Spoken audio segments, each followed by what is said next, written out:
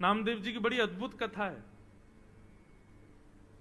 नामदेव जी की जो माता जी थी ना, उनको बिना विवाह के पुत्र प्राप्त हुआ था नामदेव। आप कहोगे कैसे संभव है? यही तो बात है। नामदेव जी की माता जी जब छोटी आयु थी उनकी, सब लोग ध्यान से सुनो, तो मीराबाई की भांति कथा आती है कि उन्होंने भी अपने पिताजी से पूछा कि मेरे पति कौन है। तो पिता ने ऐसी सहज में कह दिया घर के ठाकुर जी को, ये तुम्हारे पति हैं। और नामदेव जी की माता जी को पूर्ण निष्ठा हो गई, यही मेरे पति हैं। उन्हीं को पति मान करके रहने लगे और रोज रोती हैं कि आप मेरे पति हो, इस बात को आप स्वीकार नहीं करते। मैं तो आपको पति मानती हूं, आप मुझे पत्नी नहीं मानती। ठाकुर जी से रोती थी। और ठाकुर जी ने एक दिन प्रसाद दिया और उस कन्या के गर्भ से श्री नामदेव जी प्रकट हुए। महाराज, पूरे गांव मोहल्ले और शहर के लोगों ने निंदा करनी प्रारंभ कर दी, लेकिन नामदेव जी की माताजी ने अपने पिताजी से रोते हुए कहा, मैं किसी की सौगंध खा के कहूं पिताजी, ये पुत्र साक्षात विट्ठल भगवान का ही है। आप मुझ पर संशय नहीं कीजिएगा, संदेह मत कीजिएगा। संशय होने लगा लेकिन सबको। तब आकाशवाणी हुई और आकाशवाणी में स्वयं ठाकुर जी ने कहा कि यह बालक हमारा है और नाम ही इसका धन होगा, जीवन पर्यंत ये नाम के आश्रय पे ही रहेगा, इसलिए इसका नाम होगा नामदेव। ऐसे नामदेव जी महाराज। एकादशी की बड़ी निष्ठा थी उनकी। अच्छा, एक बात और कहूं बंधुओं, आपने यदि कोई भगवत संबंधी नियम चालू करने का मन बनाया है कि कल से मैं ऐसा करूंगा, कल से मैं रोज तिलक लगाऊंगा, या कल से मैं रोज ठाकुर जी की सेवा करूंगा, कल से रोज 108 तुलसी अर्पित करूंगा, या हर हफ्ते में एक दिन ठाकुर जी को अन्नकूट करूंगा, ये जो भी आपने अगर कोई नियम बनाने का मन बनाया, तो उस नियम को तोड़ने की पूरी जिम्मेवारी ठाकुर जी लेते हैं। बोले अच्छा, तो चलो हम तोड़वाएंगे। और किसी ना किसी रूप में वो नियम तोड़वाते ही हैं, इसलिए घबराना नहीं। आप जैसे ही संकल्पबद्ध होगे कि मुझे एकादशी रखनी है, अगली एकादशी पे देख लेना ऐसा कुछ होगा कि आप अन्न खाने पर मजबूर हो जाओगे। तब समझ जाना, बारे ठाकुर जी आपने ये किया लेकिन हम खाएंगे ही नहीं। आप अपनी स्थिति से हटना नहीं बस। तो नामदेव जी, एकादशी की बड़ी निष्ठा थी उनकी, समस्त वैष्णवों की होती है। एक दिन भगवान ने नामदेव जी की परीक्षा लेने के लिए एक वृद्ध ब्राह्मण का रूप धारण किया।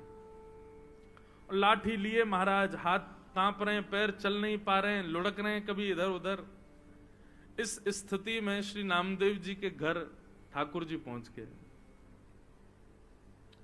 नामदेव जी ने जैसे देखा कोई संत पधारे हैं, ओ महाराज जाकर के संभाला उनको, जय हो जय हो जय हो महाराज, आपको बारंबार प्रणाम। क्या हुआ? बोले अरे क्या बताऊं, 10 दिन हो गए मैंने भोजन नहीं किया है, मेरी स्थिति बहुत खराब हो गई है, मुझे अपने घर ले चलो, कुछ पवा दो मुझको।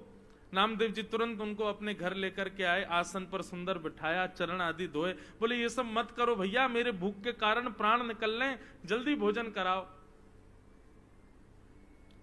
नामदेव जी बोले भगवान आज एकादशी है, तो आप कहें तो मैं दूध पिला दूं। नहीं नहीं नहीं, दूध, तुम कैसी बात करो, भूख लग रही है मुझको रोटी सब्जी की, तुम मुझे दूध की बात कर रहे हो। ठाकुर जी परीक्षा ले रहे हैं नामदेव जी की, ब्राह्मण के रूप में आए। नामदेव जी बोले तो फल खा लीजिए। बोले फल खा लूंगा तो मुझे जुकाम हो रहा है, मैं फल नहीं खा सकता, मैं बीमार हो जाऊंगा, डॉक्टरों ने मना किया, वैद्यों ने मना किया है। नामदेव जी बोले तो फिर क्या आपको अर्पित करूं बताओ? बोले दाल भात बनवाओ, दाल भात बनवाओ, रोटी सब्जी बनवाओ, जल्दी वही पाऊंगा। नामदेव जी बोले क्षमा करें भगवान, द्वादशी तक प्रतीक्षा करनी पड़ेगी, अभी एकादशी चल रही है, आपको मैं अन्न नहीं खवा सकता। ब्राह्मण बोलने लगा मेरे प्राण निकल जाएंगे, मैं मर जाऊंगा अभी यहीं पर। अरे भैया, और शास्त्र भी आज्ञा करते हैं 90 वर्ष की ऊपर की आयु वाला नहीं भी करे तो चलता है। मेरी 90 के आसपास की उम्र है, अब कोई बात नहीं ना, आप हमको भोजन करा दो।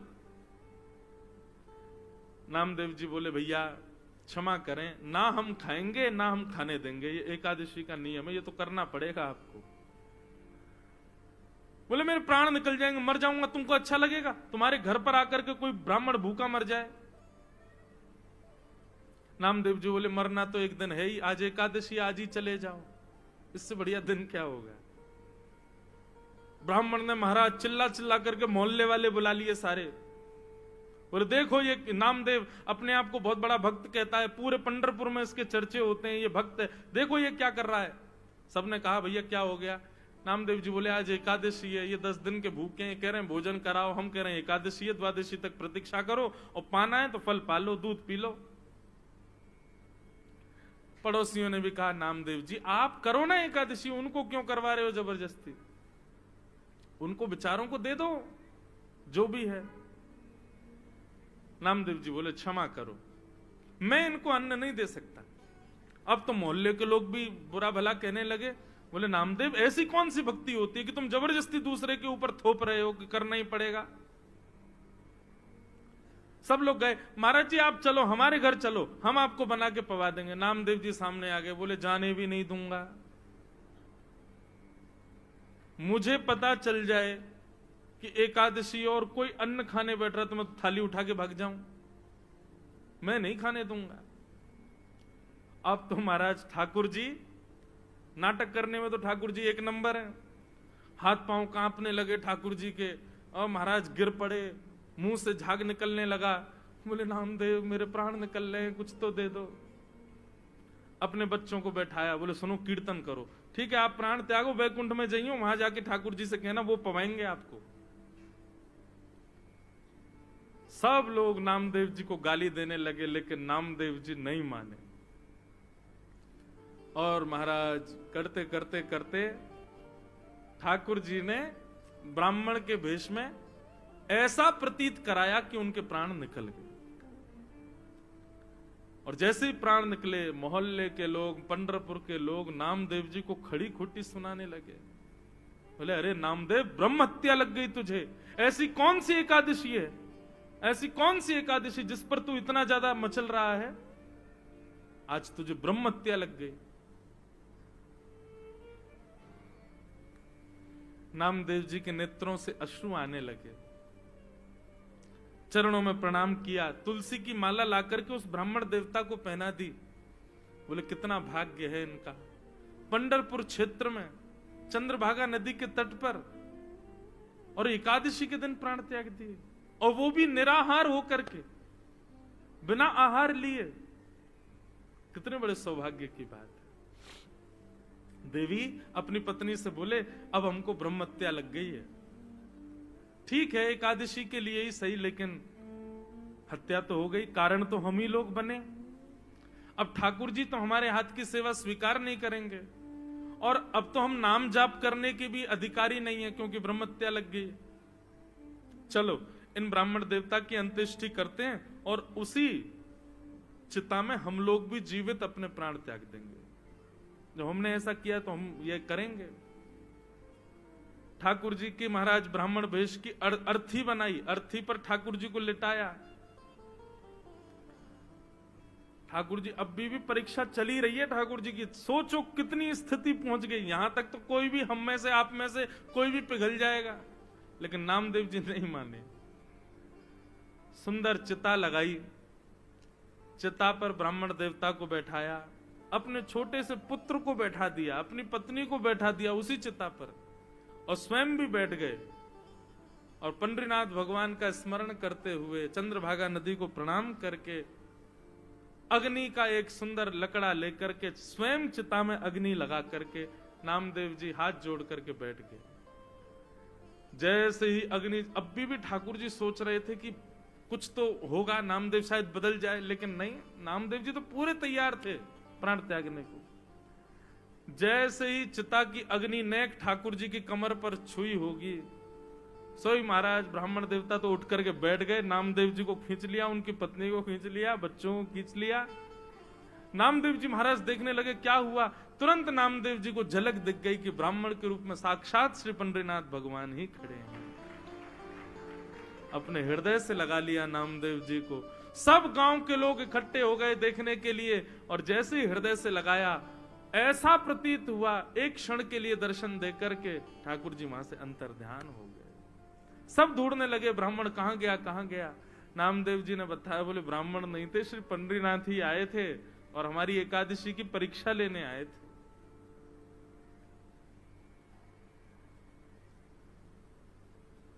ऐसी बंधुओं, ये निष्ठा है, ये कोई व्रत नहीं है, ये आपका प्रेम है ठाकुर जी के प्रति। उसको प्रेम की तरह ही इजहार करो उसका। नियम जब बन जाता है ना तो वहां प्रेम नहीं रहता।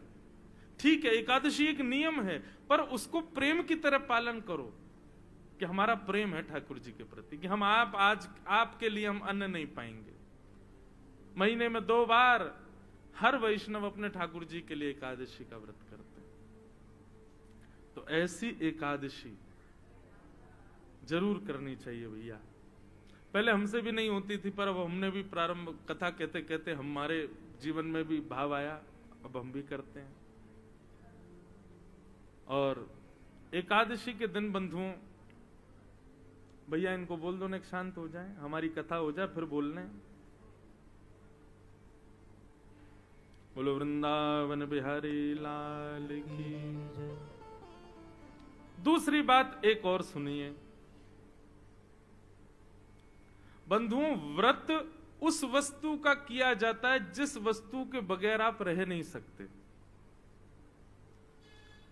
प्राचीन काल में लोगों के पास में बहु साधन नहीं थे, केवल रोटी और सब्जी के लिए ही मानव जीता था। बच्चे प्राचीन काल में, आज से 100 वर्ष पहले भी, वो एक्साइटमेंट उनका तभी होता था जब मां चूल्हे में अग्नि लगाती थी। सब बच्चे बैठ जाते थे, अब हमको रोटी मिलेगी, अब हमको सब्जी मिलेगी। रोटी सब्जी ही साधन होता था, इसके अलावा करने को कुछ था ही नहीं। इसलिए प्राचीन काल में, प्राचीन भारत से या प्राचीन युगों से व्रत के रूप में अन्न का त्याग बताया गया।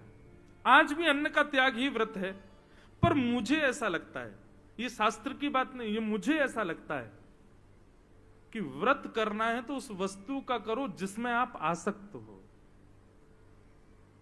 और आज की डेट में सबसे ज्यादा आसक्त व्यक्ति है इसके प्रति। इस बार की एकादशी तो ठीक है, अगली एकादशी, क्योंकि भोजन छोड़ना कोई बड़ी बात नहीं है आज की डेट में। मैं कितने घरों में जाता हूं, बच्चे पतले दुबले, मैंने कि माता जी इनको खिलाती क्यों नहीं, पूरे दिन फोन में लगा रहता है, खाता ही नहीं है, भूखी नहीं लगती इसको। आजकल भोजन छोड़ना बड़ी बात नहीं है, 2-2 दिन भी लोग भूखे रह लेते हैं। आजकल बड़ी बात है 2 घंटे भी इसके बिना रहना।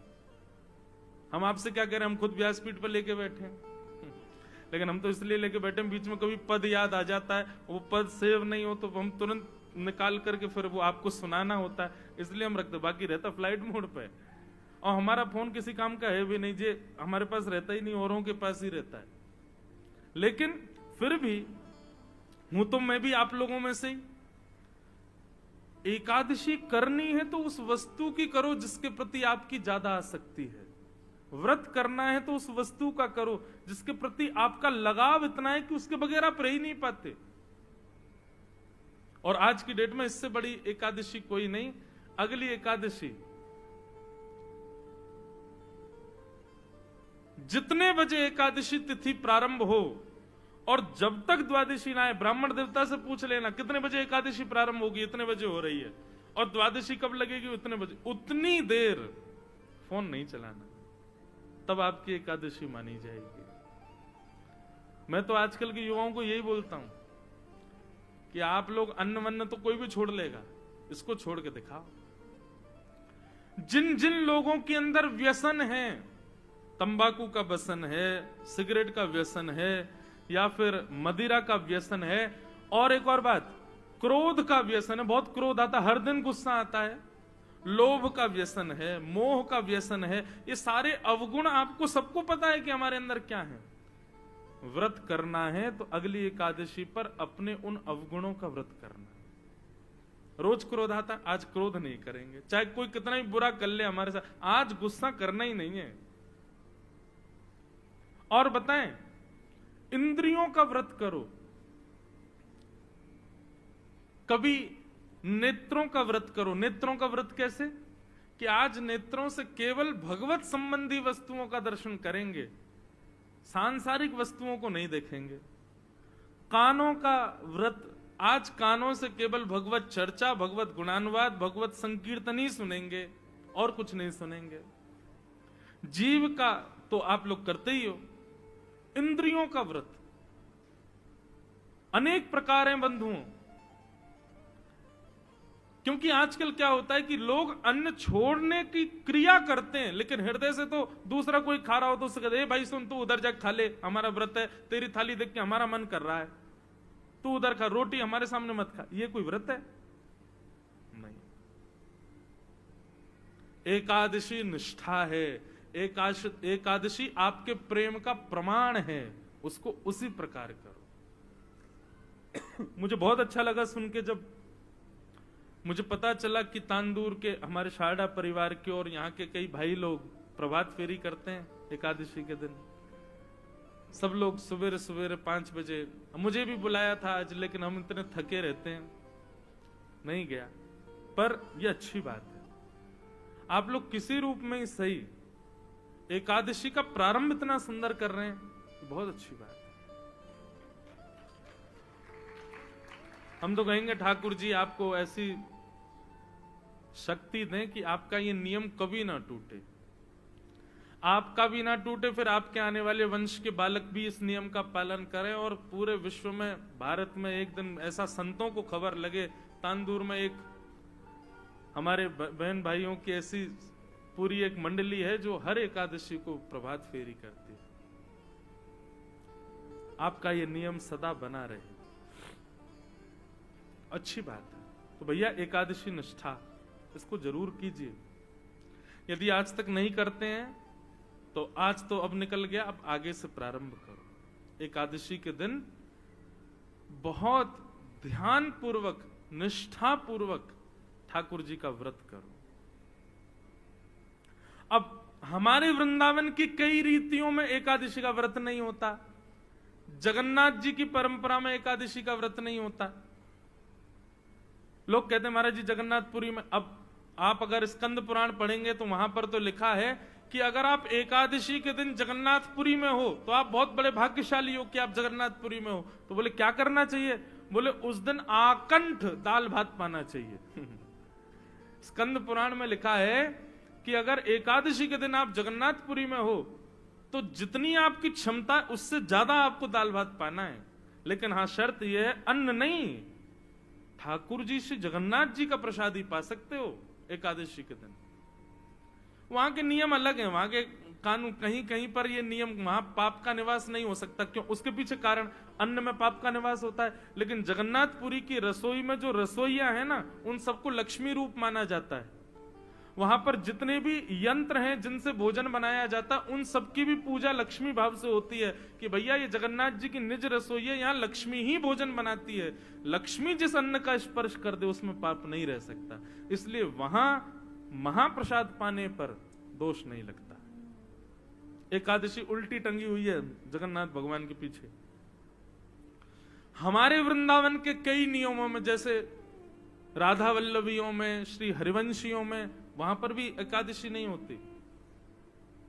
उनके भाव अलग हैं, वहां भाव प्राधान्य भाव आ जाता है। पर हम आप सब लोग वैष्णव, हमको प्रयास करना चाहिए, ठाकुर जी के लिए व्रत करो। व्यक्ति बड़ी से बड़ी वस्तु छोड़ देता, ठाकुर जी के लिए एक दिन अन्न मत खाओ, और निष्ठा पूर्वक, प्रेम पूर्वक उसका निर्वहन करो। इस प्रकार एकादशी की महिमा बताई गई। और यहां से प्रारंभ हुआ भागवत का प्राण प्रसंग। रास पंचाध्याय।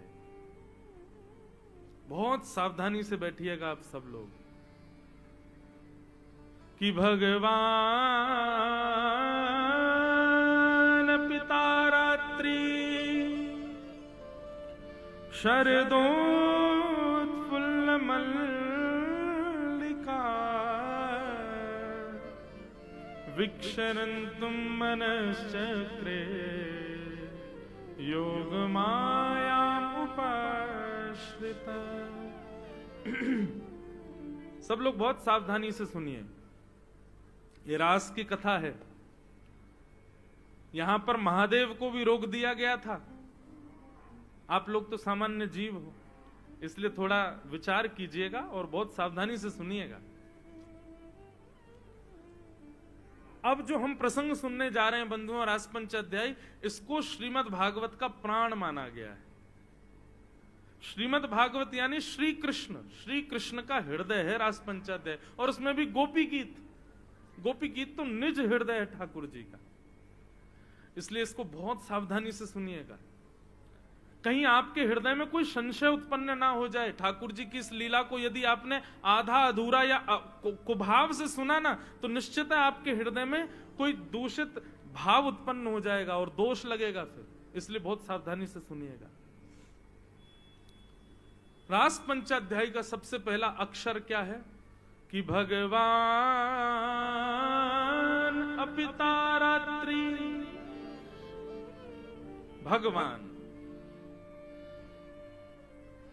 भगवान शब्द से रास पंचाध्याय का प्रारंभ होता है। आप लोग इतनी कथा सुनते हो, इतना मंदिर जाते हो, इतना सब गुरुजनों का संग करते हो, इतना पवित्र जीवन जीते हो, चलो मुझे बताओ भगवान की परिभाषा क्या है? भगवान कहते किसको है बताओ? केवल आप लोग सुनोगे उसी से काम थोड़ी चलेगा, बीच बीच में हमको टेस्ट भी लेना चाहिए, और मैं कहीं कहीं लेता भी हूं। यहां तो हम नहीं ले पाए, पर चलो हमें कोई एक व्यक्ति बता दे कि भगवान कहते किसको है। आप कहोगे मोर मुकुट वंशी वारे भगवान। लाओ अभी मुझे दो, मैं पहन के बन जाऊं भगवान। वस्त्र आवरण भगवान नहीं होते हैं। भगवान कहते किसको है? 6 ऐश्वर्यों से जो संपन्न हैं, 6 भग जिनके पास हैं, उनको भगवान कहते हैं। जैसे बल के अधिष्ठाता को बलवान कहते हैं, धन के अधिष्ठाता को धनवान कहते हैं, ठीक वैसे ही 6 भग जिनके पास हैं वो भगवान। और ये षड भग कौन कौन से हैं? ये 6 ऐश्वर्य कौन कौन से हैं? उत्पत्ति प्रलयम चैव भूतानाम अगति गति वेत्ति विद्याम अविद्याम च सवाच्यो भगवान इति। याद रखिएगा, जिसको ये पता है कि सृष्टि कब बनी थी और जिसको ये पता है कि संहार कब होगा, पता से नहीं, जो सृष्टि का आदि है, निर्माता है, और जिसके ही अधीन ये सृष्टि है, जब वो चाहे तब इसको तहस नहस कर सकता है। ये 2 लक्षण जिसके पास है। एक बार हम स्कूल में जब पढ़ते थे तो हल्ला मचा था 2012 में पृथ्वी खत्म हो जाएगी, और फिर एक हॉलीवुड ने मूवी भी बना दी, लोग बाग डरते रहे। फिर हुआ 2020 में खत्म हो जाएगी, अब 2024 चल रहा, अभी तक तो कुछ हुआ नहीं। अभी ऐसा आ रहा है कहीं कहीं से, भारत में ही सुनने को मिल रहा 2026 में खत्म हो जाएगा सब। भविष्य मल्लिका नाम के ग्रंथ में लिखा है कि ऐसा होगा, वो होगा, पृथ्वी पर जय हो जाएगा। मुझे आप एक बात बताइए, सर्वनाश अभी नहीं हो रहा है क्या? हर क्षण सर्वनाश हो रहा है हम लोगों का। सूर्य दिन व दिन तेज युक्त होते जा रहे हैं, ग्लोबल वार्मिंग हो रही है, बर्फीले पहाड़ अपने पिघलते जा रहे हैं। चलो ये तो वातावरण की बात है, मानवों को देख लो, 100 वर्ष की आयु मिली है हम लोगों को। कौन जी रहा है 100 वर्ष? 100 से 90 पे आ गए, 90 से 80 पे आ गए, 80 से 70 पे आ गए। आजकल तो 25 वर्ष के बालक को 4 दिन पहले हार्ट अटैक आया। 25 वर्ष के बालक को। आप सबके बालकों को मैं देखता हूं, 3-3 वर्ष के बालक के आंखों में चश्मा लगा हुआ है। 3 वर्ष के बालक की आंखों में चश्मा। ये सर्वनाश नहीं हो रहा हम लोगों का? हम हर दिन प्रलय की ओर जा रहे हैं। क्यों रोज के तब ऐसा होगा, तब ऐसा, कुछ ना कुछ हो ही रहा है हमेशा। हर साल एक नई चीज होती है। आजकल कोविड आ गया, अब तो कोरोना बड़ा साधारण हो गया, किसी को भी हो जाता है। जब आया था तब तो बड़ा भयावह स्वरूप था, मंजर था।